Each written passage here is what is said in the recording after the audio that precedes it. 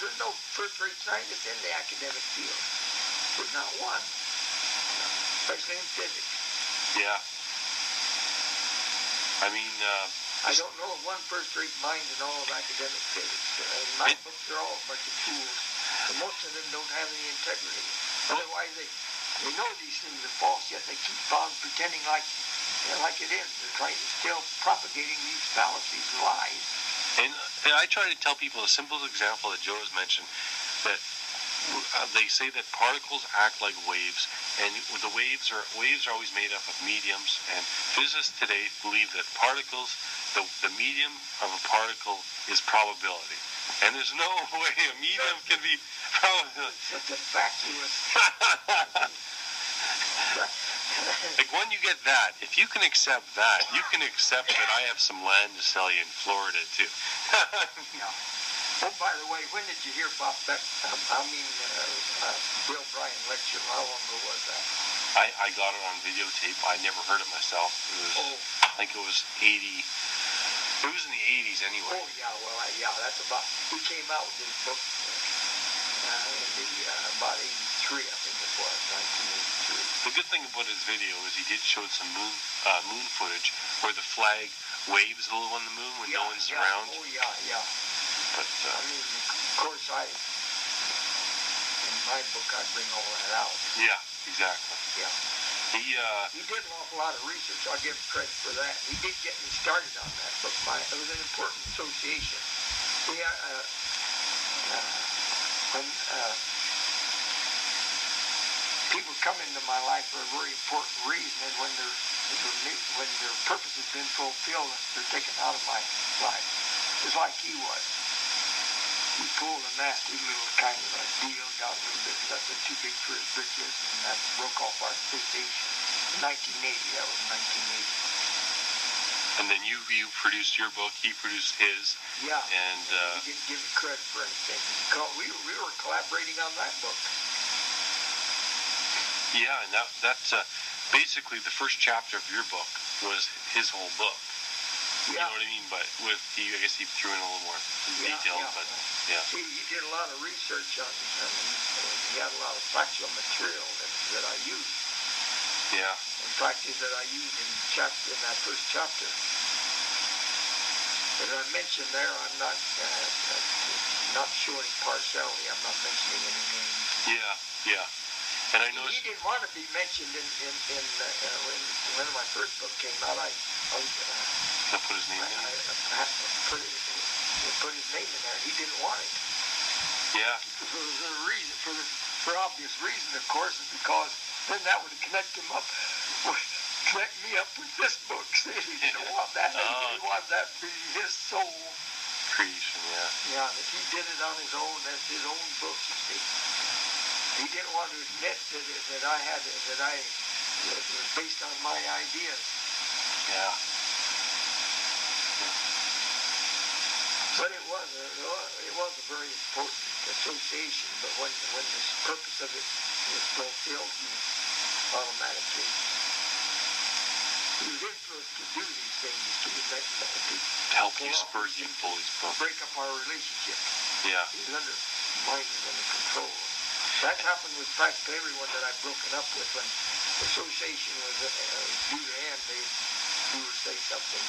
Do you think that's not a character, and then that would end it. Do you think that's what happened with Neil Armstrong? Armstrong was the only one of the astronauts that had any integrity. He refused to lie about it. I heard him. Right after the Apollo mission, I heard him interviewed on radio, and he made the comment. He said the gravity conditions are incredibly different from what we thought. He didn't say whether it was less or more. You see. Okay. He didn't want it. He didn't dare do that. But then later on, he made the remark that he had difficulty getting back in the lunar module because the lower rung of the ladder was 3 feet off the ground. That told the whole story right there. Yeah, because all these other astronauts went out of their way to talk about the low gravity conditions, fixed gravity, and all that, and so forth. Armstrong just kept his mouth shut and he just refused to lie. And at that 25th anniversary of the reunion of all the astronauts, he was the only one that didn't attend. Then they continue to lie about And they can't do anything to him either because he's the number one known. Yeah, that's right. That's right. I mean, they could probably, if he was to speak, he'd probably be in trouble. He didn't have any respect for the rest of them. That's why he didn't attend. He was the only one that didn't attend that reunion. All the other astronauts did. You know, another thing that I find strange is they have so much security around them. I mean, the astronauts, like, they have bodyguards that follow them around. Like, do you know Roberta Bondar? She was the first Canadian astronaut who went up. She's a Canadian. Yeah. Anyway, I was at university and they brought her in because they're always trying to promote, to get women in science. So they've had here as a scientist, a woman trying to promote. And they had, like, bodyguards around her. Like, I saw, like... Make sure they don't make any slip-ups to tell the real truth about these things. You know, Joe, I was there, ready to ask her some pointed questions, but they wouldn't let me speak. And even afterwards, I tried to speak to them. I tried to ask some questions in the auditorium, but they only wanted the little kids to ask the questions, you know. They didn't want any real questions. Some brain stuff questions. So yeah. You're a threat. You're a lot brighter than the general run of the people, see, and they just didn't want you to. And then afterwards, they had a little luncheon at the U of W cafeteria, and I was trying to ask her some questions, but I met up with a few of their bodyguards. And I figured I better get out of there before I go to jail. A former associate of mine was sitting next to Armstrong. They were waiting for a flight. And he got to talking with Armstrong. He asked Armstrong. Of course, there's nobody else around at that time. Right. Caught him at the right time.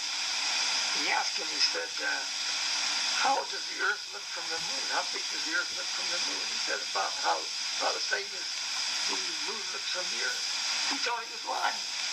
He expected him to say, well, it's about 4 times the diameter. It's a lot bigger. But he didn't say that. He said about the same as the moon looks from the Earth, intimating that the moon was almost as big as the Earth, which it is. It would have to be. See, and Armstrong was just telling the truth. The guy has integrity, and he just wasn't going to lie. He figured, well, it's safe for me to come out and make. That's what he said about the same.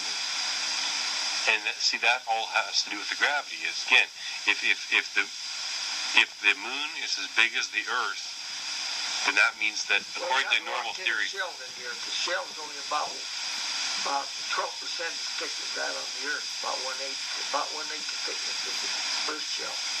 But that isn't. But he can't tell that. It has a high gravity. Heck, some of these asteroids have Earth's gravity.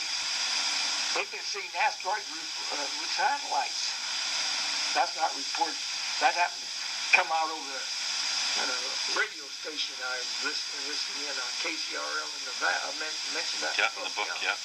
About one of the. I think I read that in an article. But that never got into papers. Yeah, it didn't. No. Yeah, that's something that. Yeah, somebody's asking. A solid ball about 150 miles in diameter would have Earth's gravity. And the reason that Armstrong is not supposed to say stuff like that is because that destroys the Newtonian theory of gravity, right? That's why. Mind the whole thing. So I think he was probably told to keep his mouth shut from here on, or else. And he just, instead of lying about it, the others, of course, went out of their way to talk about the one-sixth gravity and all that garbage. Yeah. And the reason that gravity is so jealously guarded is A, to give the U.S. government an advantage technological-wise, but B, it's also... Well, the power elite is not just good, it's the power elite. Oh, okay. That controls all these governments. See, behind all these governments. And that's what you're saying the other day. They try not to let each other get to one side too powerful. That's right, yeah. To the other. In order to, also to arrange these wars so they can make money, selling munitions, things like that. But their day is coming. They're on their last leg.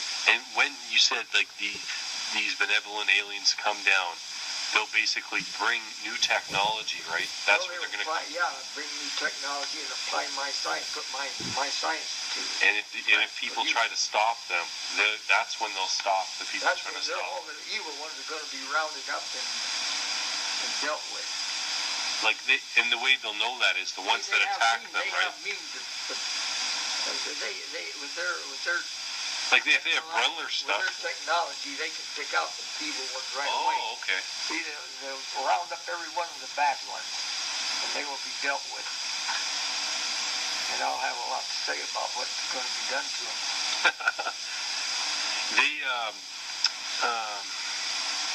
That's not in your new book, though, is it? This new book, I think, is sort of I think they induced me to write this book, but anyway, it's already been translated in German, and they have the power to make that book the biggest seller of all time. They have that power, and I think it's going to be, in other words, to prepare the people for that big takeover. See, if that book becomes a big seller like that, then people will be made aware. Well, it's going to be a takeover, but it's going to be the good guy who's going to do it.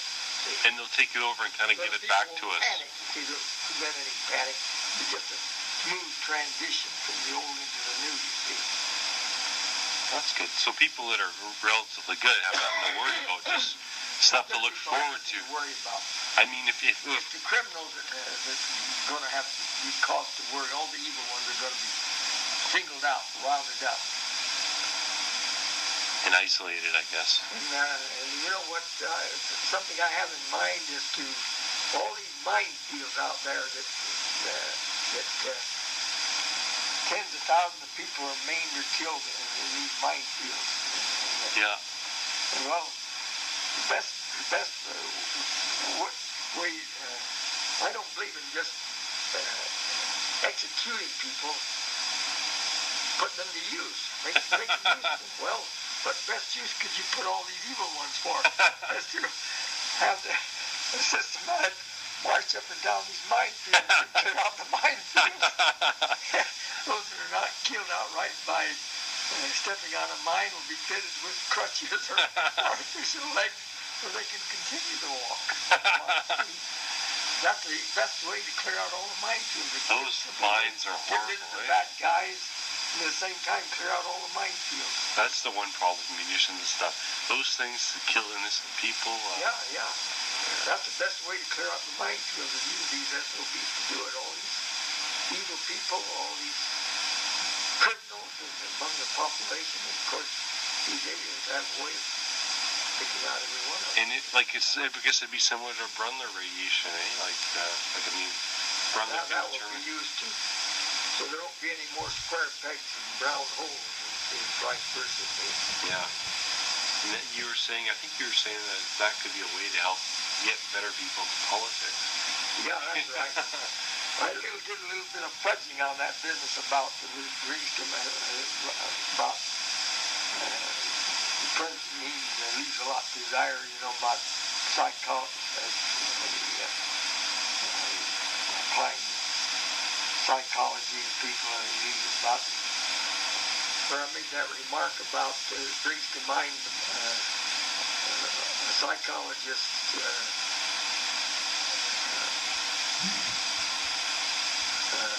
treatment of working with retarded children. Oh yeah.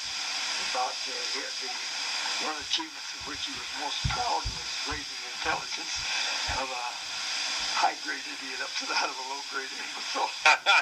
Well, I fudged a little bit on that. I read about this particular psychologist, but it went this way, raising the intelligence of a low-grade imbecile up to that of a high-grade imbecile.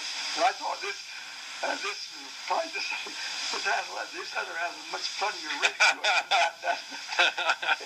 It gives it a much funnier ring, doesn't it? Oh, yeah. Doesn't that sound a lot better? Raising intelligence of a high-grade idiot up to that of a low-grade imbecile. Raising intelligence of a low-grade imbecile up to a high-grade imbecile. That sounds a lot better, doesn't it? Yeah. Anyway, I admit I fudged a little bit on that to just got a little bit more human. So I'll admit that Embellished a I little bit. wasn't just a wee bit, but it didn't alter the crystal.